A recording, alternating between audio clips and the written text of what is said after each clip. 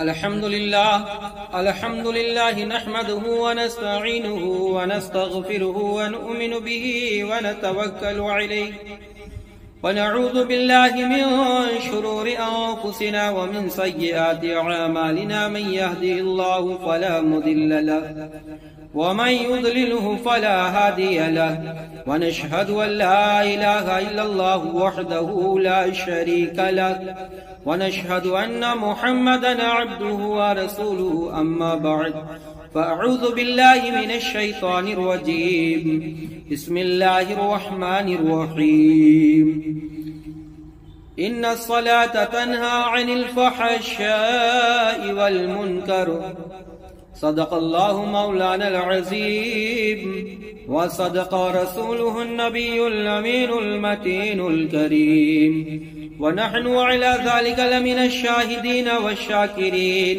والحمد لله رب العالمين.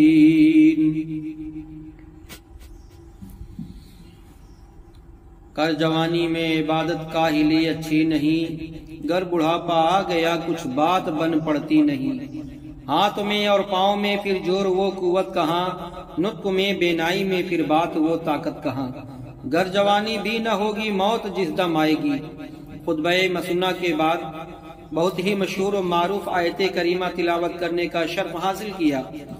اللہ تبارک و تعالی قرآن مجید فرقان حمید میں ارشاد فرماتا ہے کہ ان الصلاۃ تنہی عن الفحشاء والمنکر. آئیے ہم اور آپ مل کر نہایت ہی ادب و احترام کے ساتھ اپنی غلامی کا ثبوت دیتے ہوئے اپنے آقا کی بارگاہ میں درود پاک کا نذرانِ عقیدت پیش کریں. پڑھیں بآواز بلند اللہم صلی علی سیدنا و مولانا محمد وبارک وسلم صلاۃ و سلاما علیک یا رسول اللہ صلی اللہ تعالی علیہ وسلم. اللہ تبارک و تعالی قرآن مجید فرقان حمید میں ارشاد فرماتا ہے ان الصلاۃ تنہی عن الفحشاء والمنکر، بے شک نماز بے حیائی اور برائی سے منع کرتی ہے، روکتی ہے. دوسری جگہ ارشاد فرماتا ہے کہ ان الصلاۃ کانت علی المؤمنین کتابا موقوتا، بے شک نماز مومنین پر بندھا ہوا وقت ہے. یعنی 5 وقت کی نماز فرض ہے عاقل و بالغ پر، آزاد مسلمان پر، مرد ہو یا عورت ہو. اور جماعت کے ساتھ مردوں پر واجب ہے. جماعت کا کتنا بڑا ثواب ہے. اتنی تاکید فرمائی میرے آقا صلی اللہ تعالی علیہ وسلم نے کہ حدیث مبارکہ سے ثابت ہے کہ آقا صلی اللہ علیہ وسلم ناراضگی جتائی ہے جو جماعت سے بلا عذر جماعت کو چھوڑ دیتا ہے. نماز جماعت کو آقا صلی اللہ تعالی علیہ وسلم تو جماعت کا بیان انشاءاللہ آپ سماعت فرمائیں گے. جماعت کے ساتھ نماز پڑھنا کتنا بڑا ثواب ہے. اور انشاءاللہ اول صف میں، پہلی صف میں نماز پڑھنے کتنا ثواب، دوسرے صف میں، تیسرے صف میں، اور خالی صفوں کو پورا کرنا کتنا بڑا ثواب ہے. انشاءاللہ کوشش کریں گے کہ اس بیان میں آپ کو وہ حدیث پاک آپ کے سامنے پیش کروں تاکہ ہمارے عام مسلمین اس فرمان نبی پر عمل کر کے جنت میں اپنا گھر بنا لیں. جماعت کے بارے میں کہ رسول اللہ صلی اللہ تعالی علیہ وسلم ارشاد فرماتے ہیں کہ نماز جماعت تنہا پڑھنے سے 27 درجہ بڑھ کر ہے. ترمذی اور نسائی وغیرہ میں حضرت ابن عمر سے روایت ہے. عبداللہ بن مسعود رضی اللہ تعالیٰ عنہ فرماتے ہیں کہ رسول اللہ صلی اللہ تعالی علیہ وسلم ہم نے اپنے کو اس حالت میں دیکھا کہ نماز سے پیچھے نہیں رہتا مگر کھلا منافق یا بیمار. اور بیمار کی حالت یہ ہوتی کہ 2 شخصوں کے درمیان میں چلا کر نماز کو لاتے، یعنی 2 لوگ کے سہارے سے آتا اور فرماتے رسول اللہ صلی اللہ تعالی علیہ وسلم کہ ہم کو سنن الہدا کی تعلیم فرمائی، اور جس مسجد میں اذان ہوتی ہو اس میں نماز پڑھنا سنن الہدا سے ہے۔ اور ایک روایت میں یوں ہے کہ جسے یہ اچھا معلوم ہو کہ کل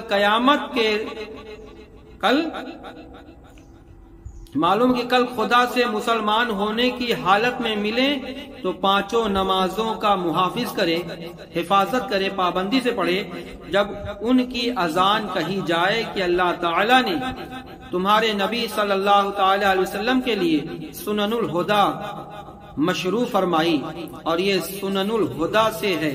اگر تم نے اپنے گھروں میں پڑھ لی جیسے یہ پیچھے رہ جانے والا اپنے گھر میں پڑھ لیا کرتا ہے تو تم نے اپنے نبی کی سنت کو چھوڑ دی، اور اگر اپنے نبی کی سنت چھوڑو گے تو گمراہ ہو جاؤ گے۔ ابو داؤد کی روایت میں ہے کہ کافر ہو جاؤ گے۔ اللہ اکبر! یعنی جماعت کو چھوڑے گا، پھر نماز سے دور ہوگا، پھر دین سے دور ہو جائے گا، اور پھر کم علمی کے سبب شیطان اس کو بہکا دے گا، وہ گمراہ ہو جائے گا۔ اور جو شخص اچھی طرح طہارت کرے، غسل کرے، پھر مسجد کو جائے تو جو قدم چلتا ہے ہر قدم کے بدلے اللہ تعالی نیکی لکھتا ہے اور درجہ بلند کرتا ہے اور گناہوں کو مٹا دیتا ہے۔ مسلم کی حدیث شریف اور ابو داؤد اور نسائی ابن ماجہ کی ہے یہ حدیث پاک ہے کہ حضور اقدس صلی اللہ تعالی علیہ وسلم فرماتے ہیں اگر یہ نماز جماعت سے پیچھے رہ جانے والا جانتا کہ اس جانے والے کے لیے کیا ہے تو گھسیٹتا ہوا حاضر ہوتا۔ اگر جماعت کا ثواب جان جائے تو وہ گھسیٹتا ہوا ہے اپنے آپ کو۔ اللہ اکبر! جماعت کا کتنا بڑا ثواب ہے۔ اللہ تعالی ہم سبھی کو جماعت کے ساتھ نماز پڑھنے کی توفیق دے۔ اور حدیث میں اللہ کے رسول صلی اللہ تعالی علیہ وسلم فرماتے ہیں جو اللہ کے لیے 40 دن بعد جماعت نماز پڑھے اور تکبیر اولا، پہلی تکبیر جب امام کہتا ہے، تکبیر اولا پائے، اس کے لیے 2 آزادیاں لکھ دی جاتی ہیں، ایک جہنم سے، دوسرا نفاق سے۔ اور میرے آقا صلی اللہ تعالی علیہ وسلم فرماتے ہیں رات میرے رب کی طرف سے ایک آنے والا آیا، اور ایک روایت میں ہے کہ میں نے اپنے رب کو نہایت جمال کے ساتھ تجلی فرمائے ہوئے دیکھا۔ اس نے فرمایا اے محمد صلی اللہ تعالی علیہ وسلم، میں نے عرض کیا لبیک و سعدیک۔ اس نے فرمایا تمہیں معلوم ہے ملائے اعلیٰ یعنی ملائکہ مقربین کس امر میں بحث کرتے ہیں، آپس میں بات چیت کر رہے ہیں؟ میں نے عرض کیا نہیں جانتا۔ اس نے اپنا دستے قدرت میرے شانوں کے درمیان رکھا، میرے کندھوں کے درمیان اپنا دستے قدرت رکھا جو اس کے شان کے لائق ہے، یہاں تک کہ اس کی ٹھنڈک میں نے اپنے سینے میں پائی، تو جو کچھ آسمانوں میں اور زمینوں میں ہے میں نے جان لیا۔ سبحان اللہ سبحان اللہ۔ اس سے آقا صلی اللہ تعالی علیہ وسلم کا علم کا بھی اندازہ کہ اللہ تعالی نے اپنا دستے قدرت جب میرے آقا صلی اللہ علیہ وسلم کے سینے مبارک پر رکھا تو میرے آقا صلی اللہ تعالی علیہ وسلم فرماتے ہیں کہ جو کچھ آسمانوں زمینوں میں زمینوں میں تھا مجھے سب کا علم ہو گیا، جان لیا۔ اور ایک روایت میں آتا ہے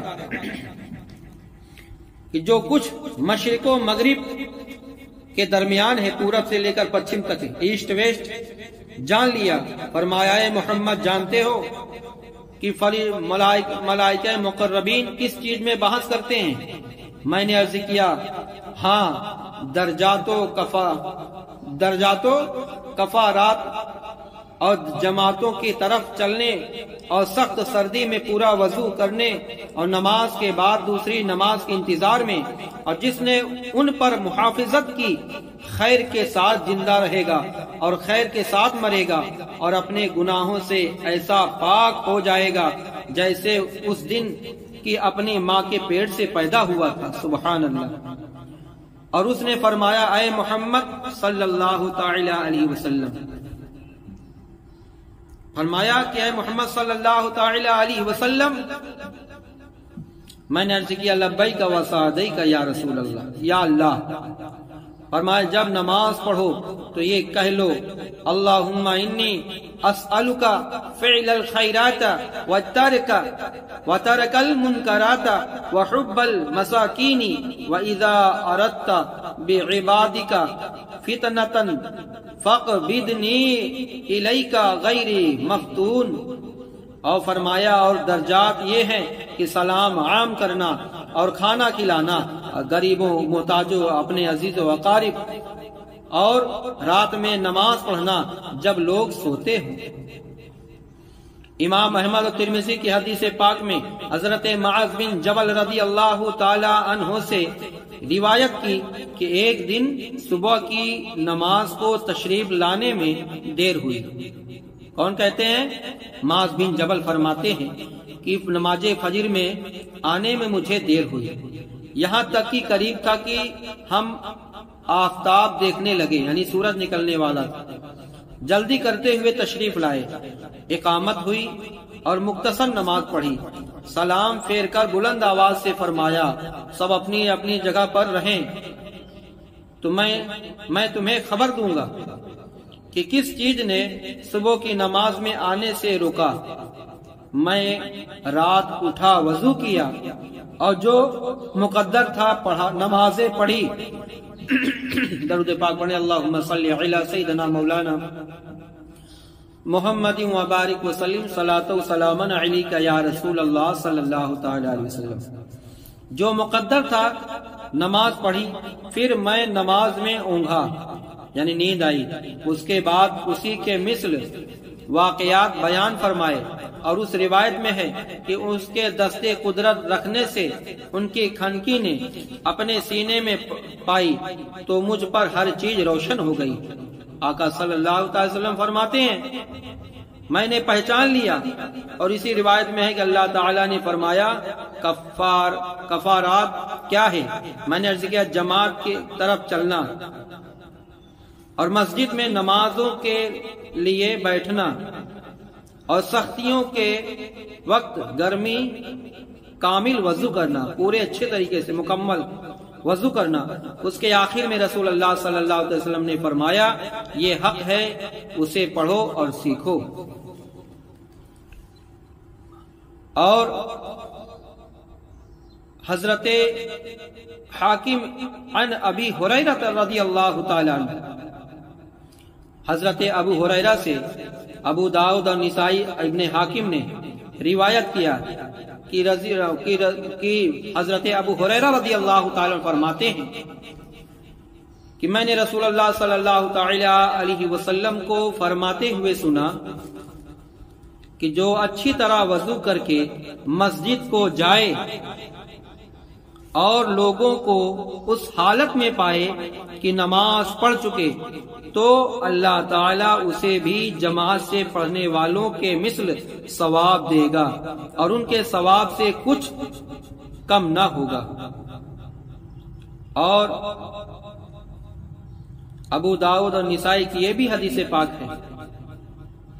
ایک دن صبح کی نماز پڑھ کر نبی کریم صلی اللہ تعالی علیہ وسلم نے ارشاد فرمایا آیا فلاں حاضر ہے؟ لوگوں نے عرض کیا نہیں۔ فرمایا فلاں حاضر ہے؟ لوگوں نے عرض کیا نہیں۔ فرمایا یہ دونوں نمازیں منافقین پر بہت گرا ہیں۔ منافق جانتے ہیں وہ کافر سے بھی بدتر ہوتے ہیں، بظاہر میں مسلمان بنے ہوتے ہیں اور اسلام کو نقصان پہنچاتے ہیں، تو کافر سے نماز سے کیا مطلب؟ وہ تو اسلام کو داغدار کرنے میں لگا رہتا ہے۔ تو اللہ کے رسول فرماتے ہیں کہ دو نمازیں منافقین پر بھاری ہیں۔ وہ بھاری کیا ہیں؟ اگر جانتے کہ اس میں ثواب کیا ہے تو گھٹنوں کے بل گھسیٹتے آتے، اور بے شک پہلی صف فرشتوں کی صف کے مثل ہے، اور اگر تم جانتے کہ اس کی فضیلت کیا ہے تو اس کی طرف سبقت کرتے، پہل کرتے، بڑھ کر جاتے، جلدی کرتے۔ مرد کی ایک مرد کے ساتھ نماز با نسبت تنہا کے زیادہ پاکیزہ ہے، اور دو کے ساتھ بنسبت ایک کے زیادہ اچھی ہے، اور جتنے زیادہ ہوں اللہ تعالی کے نزدیک زیادہ محبوب ہے۔ حضرت عثمان غنی رضی اللہ تعالی سے مروی ہے، فرماتے ہیں کہ رسول اللہ صلی اللہ تعالی علیہ وسلم جس نے باجماعت نماز عشاء کی نماز پڑھی گویا آدھی رات قیام کیا، اور جس نے فجر کی نماز جماعت سے پڑھی گویا پوری رات قیام کیا۔ سبحان اللہ، گویا پوری رات وہ قیام کیا۔ سبحان اللہ۔ تو اللہ تعالی ہم سبھی کو جماعت کے ساتھ نماز ادا کرنے کی توفیق دے۔ فرماتے ہیں رسول اللہ صلی اللہ علیہ وسلم جب منافقین پر سب سے زیادہ گرا نماز عشاء اور فجر ہے، اور جانتے ہیں کہ میں اس میں کیا ہے تو گھسیٹتے ہوئے آتے کہ اس کی فضیلت کیا ہے، ثواب کیا ہے۔ بے شک میں نے قصد کیا کہ نماز قائم کرنے کا حکم دوں، پھر کسی کو امر فرماؤں کہ لوگوں کو نماز پڑھائے۔ اللہ کے رسول ناراض ہوتے ہیں۔ حدیث پاک غور فرمائیں کہ آقا صلی اللہ علیہ وسلم فرماتے کہ بے شک میں نے قصد یہ ارادہ کیا کہ نماز قائم کرنے کا حکم دوں اور کسی کو کہوں کہ نماز پڑھاؤ، لوگوں کو پڑھائے نماز، اور میں نے اپنے ہمراہ اپنے ساتھ میں کچھ لوگوں کو جن کے پاس لکڑیوں کے گٹھے ہوں اور ان کے پاس لے کر جاؤں، جو نماز میں حاضر نہیں ہوتے، اور ان کے گھر ان پر آگ سے جلا دوں۔ اللہ اکبر، ان کے گھروں کو آگ سے جلا دوں۔ اور دوسری روایت میں ہے کہ اگر گھروں میں عورتیں اور بچے نہ ہوتے تو نماز عشاء قائم کرتا اور جوانوں کو حکم دیتا کہ جو کچھ گھروں میں ہے آگ سے جلا دے۔ اللہ، میرے آقا فرماتے ہیں کہ جو نماز جماعت کے ساتھ ادا نہیں کرتا تو آقا فرماتے ہیں کہ اگر ہمیں بچوں اور عورتوں کا خیال نہ ہوتا کہ وہ کہاں جائیں گی تو میں اس گھر میں جتنا سامان تھا سب آگ لگا دوں یا اس گھر کو آگ لگا دوں۔ امام مالک نے ابو بکر بن سلیمان رضی اللہ تعالی عنہما سے روایت کی کہ امیر المومنین فاروق اعظم نے صبح کی نماز میں سلیمان ابی حشمہ رضی اللہ تعالی عنہ کو نہیں دیکھا تو بازار تشریف لے گئے۔ راستہ میں سلیمان کا گھر تھا، ان کی ماں شفا کے پاس تشریف لے گئے اور فرمایا کہ صبح کی نماز میں تمہارا بیٹا سلیمان کو نہیں پایا، جماعت میں نہیں حاضر تھا، مسجد میں نہیں پہنچا، کیوں، کیا وجہ تھی؟ انہوں نے کہا رات میں نماز پڑھتے رہے، ایسا نہیں کہ میرا بیٹا نماز نہیں پڑھتا۔ کہ یا امیر المومنین، اے مسلمانوں کے سردار، میرا بیٹا عشاء پڑھنے کے بعد نماز تہجد اور بھی نماز نفل ادا کرتا رہا رات بھر، جس کی وجہ سے اس کو نیند آ گئی۔ فرمایا جس کی وجہ سے نیند آ گئی وہ فجر میں جماعت کے ساتھ نماز ادا نہیں کر سکا، تو صبح کی نماز جماعت سے پڑھوں۔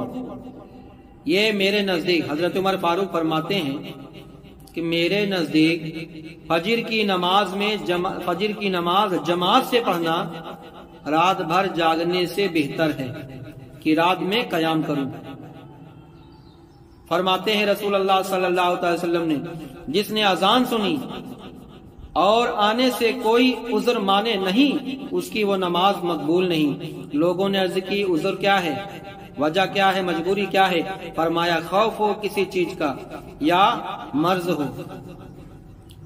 فرماتے رسول اللہ صلی اللہ علیہ وسلم کسی گاؤں یا بادیہ میں 3 شخص ہوں اور نماز نہ قائم کی گئی مگر ان پر شیطان مسلط ہو گیا تو جماعت کو لازم جانو کہ بھیڑیا اسی بکری کو کھاتا ہے جو ریوڑ سے دور ہوتی ہے۔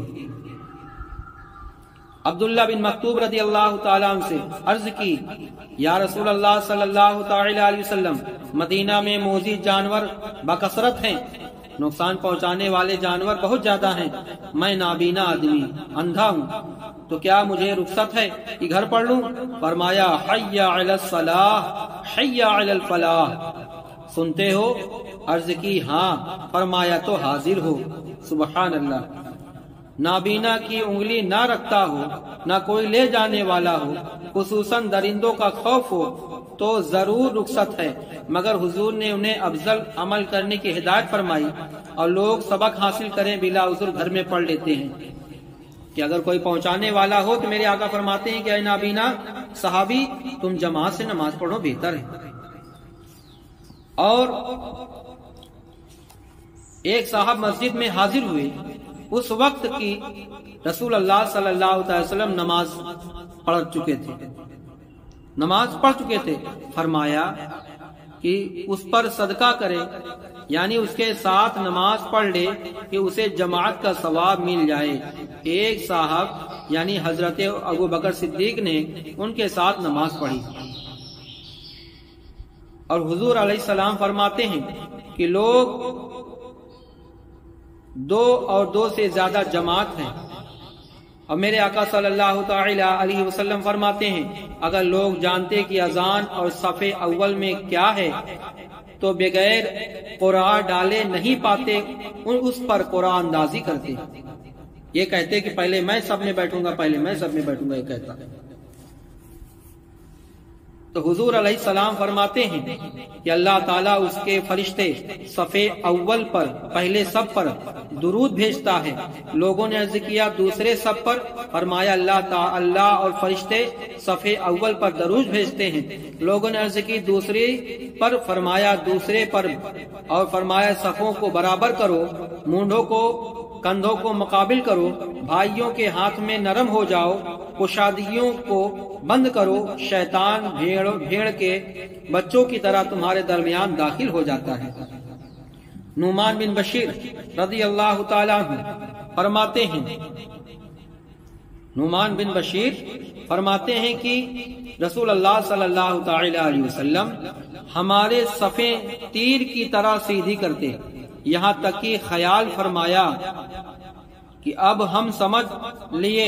پھر ایک دن تشریف لائے اور کھڑے ہوئے، اور قریب تھا کہ تکبیر کہیں کہ ایک شخص سینہ صف سے نکلا دیکھا، فرمایا اے اللہ کے بندو صفیں برابر کرو یا تمہارے اندر اللہ تعالیٰ اختلاف ڈال دے گا۔ تو حضور علیہ الصلوۃ والسلام فرماتے ہیں صفیں برابر کرو، صفیں برابر کرنا تمام نماز سے ہے۔ حضور علیہ السلام فرماتے ہیں جو سب کو ملائے گا اللہ اسے ملائے گا، اور جو سب کو قطع کرے گا، الگ کرے گا، اللہ تعالیٰ اسے قطع کر دے گا۔ اللہ اکبر۔ تو نماز مسجد میں آئے تو سب میں کھڑے ہوں، یہ نہیں کہ چار ادھر کھڑے چار ادھر کھڑے، یہ اسلامی اجازت نہیں، اسلام اجازت نہیں دیتا۔ اور اس کے بارے میں اللہ کیا فرماتا ہے کہ جو جماعت کو کاٹتا ہے اللہ اس کو منقطع کر دیتا ہے۔ اللہ جسے اللہ منقطع کر دے اس کا ٹھکانہ کہاں ہے؟ تو آقا صلی اللہ تعالی علیہ وسلم کی حدیثوں پر عمل کرنا چاہیے ہم سبھی کو، اور دو چار حدیثیں اور سماعت فرمائیں، پھر اپنی تقریر اختتام کرتے ہیں۔ حضور علیہ السلام فرماتے ہیں کیوں نہیں اس طرح صف باندھتے ہو جیسے فرشتے اپنے رب کے حضور باندھتے ہیں۔ عرض کیا یا رسول اللہ صلی اللہ تعالی علیہ وسلم فرشتے اپنے رب کے حضور سب باندھتے ہیں؟ فرمایا اگلی صفیں پوری کرتے ہیں اور صف میں مل کر کھڑے ہوتے ہیں۔ میرے آقا صلی اللہ تعالی علیہ وسلم فرماتے ہیں کہ اس کے فرشتے ان لوگوں پر درود بھیجتے ہیں، یعنی مغفرت کی دعا کرتے ہیں اللہ اس کو بخش دے، جو صفیں ملاتے ہیں۔ میرے آقا صلی اللہ تعالی علیہ وسلم فرماتے ہیں جو کشادگی کو بند کرے اللہ تعالیٰ اس کا درجہ بلند فرمائے گا، یعنی سب خالی ہو اس کو پورا کر دے۔ اور میرے آقا صلی اللہ تعالی علیہ وسلم فرماتے ہیں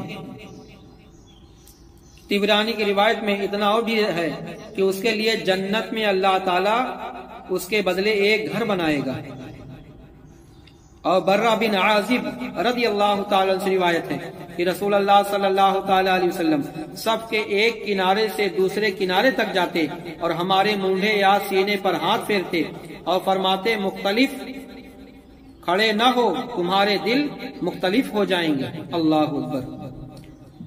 آقا صلی اللہ تعالی علیہ وسلم فرماتے ہیں کہ اس قدم سے بڑھ کر کسی قدم کا ثواب نہیں جو اس لیے چلا کہ صف میں کشادگی بند کر دے، یعنی صف خالی ہے اس کو پورا کر دے، اتنا بڑا ثواب ہے۔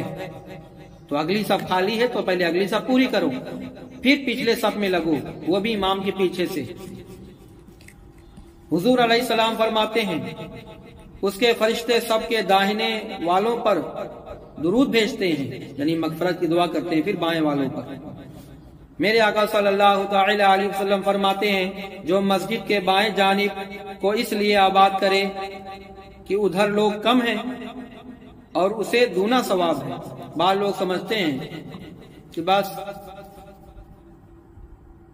داہنے طرف ثواب زیادہ ہے،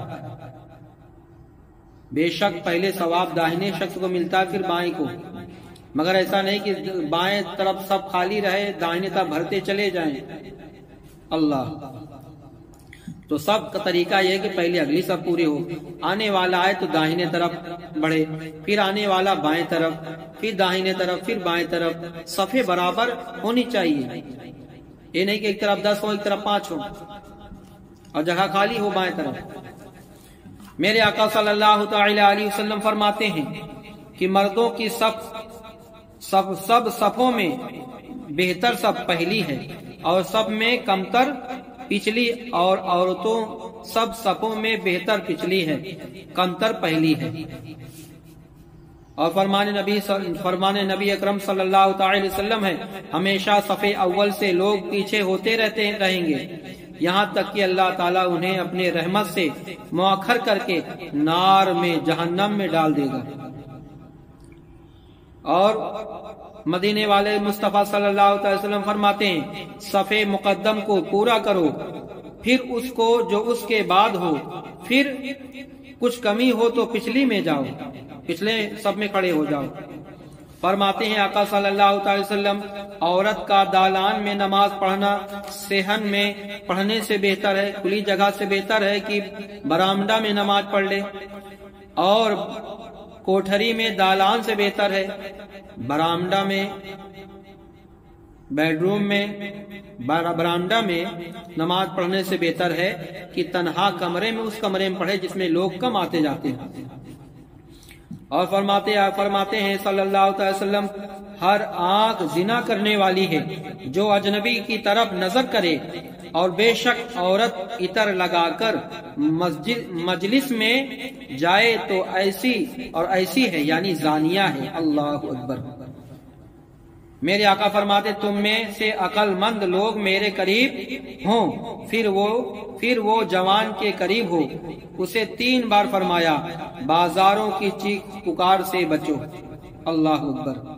اب کچھ مسائل عاقل و بالغ قادر پر جماعت واجب ہے، بلا عذر ایک بار بھی چھوڑنے والا گناہگار اور مستحق سزا ہے، اور کئی بار ترک کرنے والا فاسق اور مردود الشہادہ ہے، اس کو سخت سزا دی جائے گی۔ اگر پڑوسیوں نے سکوت کیا تو وہ بھی گناہگار ہوں گے۔ پڑوسیوں خاموش رہے، نہیں نیکی کی دعوت دی کہ جماعت سے نماز پڑھو، اور جمعہ عیدین میں جماعت شرط ہے۔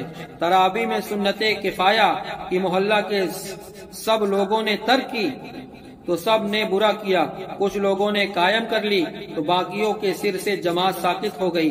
اور رمضان کے وتر میں مستحب ہے کہ نوافل علاوہ رمضان کے وتر میں اگر تداعی کے طور پر ہو تو مکروہ ہے، اور تداعی کے معنی یہ ہے کہ 3 سے زیادہ مقتدی ہوں۔ سورج گرہن میں جماعت سنت ہے، اگر چاند گرہن میں تداعی کے ساتھ مکروہ ہے۔ جماعت میں مشغول ہونا، اس کی کوئی رکعت فوت نہ ہو۔ وضو میں 3 بار آزاد ہونے سے بہتر ہے، 3 بار آزاد ہونا تکبیر اولا پانے سے بہتر ہے۔ یعنی اگر وضو میں 3 بار آزاد دھوتا ہے تو رکعت جاتی رہے گی۔ تو افضل یہ ہے کہ 3 بار نہ دھوئے اور رکعت نہ جانے دے۔ اگر جانتا کہ رکعت تو مل جائے گی مگر تکبیر اولی نہ ملے گی تو 3 بار دھوئے۔ مسئلہ مسجد محلہ میں جس کے لیے امام مقرر ہو تو امام محلہ نے اذان و اقامت کے ساتھ بطریق مسنون سنت جماعت پڑھ لی ہو تو اذان و اقامت کے ساتھ حیت اولا پر دوبارہ جماعت قائم کرنا مکروہ ہے، یعنی امام نماز پڑھا چکا ہے تو پھر اسی مصلی پر کھڑا ہو کر دوسرا نماز نہ پڑھائے بلکہ اس جگہ سے ہٹ کر پیچھے نماز دوسری جماعت کرا سکتا ہے۔ اگر بے اذان و جماعت ثانیہ ہوئی تو حرج نہیں جبکہ محراب سے ہٹ کر ہو، اور اگر پہلی جماعت بغیر اذان ہوئی یا آہستہ اذان ہوئی یا غیروں نے جماعت قائم کی تو پھر جماعت قائم کی جائے اور یہ جماعت ثانیہ ہوگی۔ حیت بدلنے کے لیے امام کا محراب داہنے یا بائیں ہٹ کر کھڑا ہونا کافی ہے۔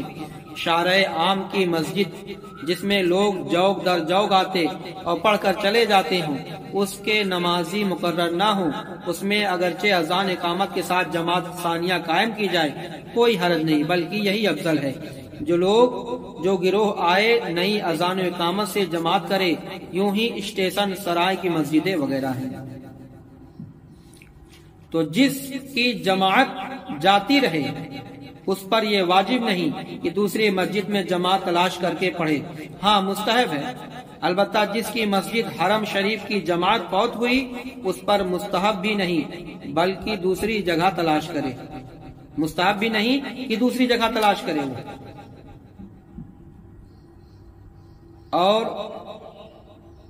آخری مسئلہ کہ مریض جسے مسجد تک جانے میں مشقت ہو، اپاہج جس کا پاؤں کٹ گیا ہو، جس پر فالج گرا ہوا ہے، اتنا بوڑھا ہے کہ مسجد تک جانے سے عاجز ہے، مجبور ہے، اور اندھا اگرچہ اندھے کے لیے کوئی ایسا جو ہاتھ پکڑ کر مسجد تک پہنچا دے، سخت بارش، شدید کیچڑ کا حائل ہونا، سخت سردی ہو، سخت تاریکی اندھیری ہو، آندھی، مال یا کھانے کے تلف ہونے کا اندیشہ، قرض خواہ کا خوف، اگر یہ تنگ دست ہے، ظالم کا خوف، پاخانہ پیشاب، ریاح کے حاجت شدید، کھانا حاضر اور نفس اس کی خواہش ہو تو قافلہ چلے جانے کا اندیشہ ہے، یعنی اگر ہم نماز پڑھیں گے تو قافلہ میرا چلا جائے گا، تو اس صورتوں میں وہی نماز پڑھ لے۔ ان صورتوں میں جماعت سے رخصتی کا حکم ہے۔ مریض کی تیمارداری، جماعت کے لیے جانے سے اس کو تکلیف ہوگی، گھبرائے گا، یہ سب ترک جماعت کے لیے عذر ہے، مجبوریاں ہیں۔ اللہ اکبر۔ اللہ تعالی ہم سبھی کو نیک عمل کی توفیق عطا فرمائے اور صف میں اور جماعت کے ساتھ نماز، صف اول اور جماعت کے ساتھ نماز ادا کرنے کی توفیق دے، اور دینی تعلیم ہم سبھی کو علم دین حاصل کرنے، اس پر عمل کرنے اور کرانے کی توفیق دے۔ السلام علیکم ورحمۃ اللہ وبرکاتہ، وآخر دعوانا الحمدللہ رب العالمین۔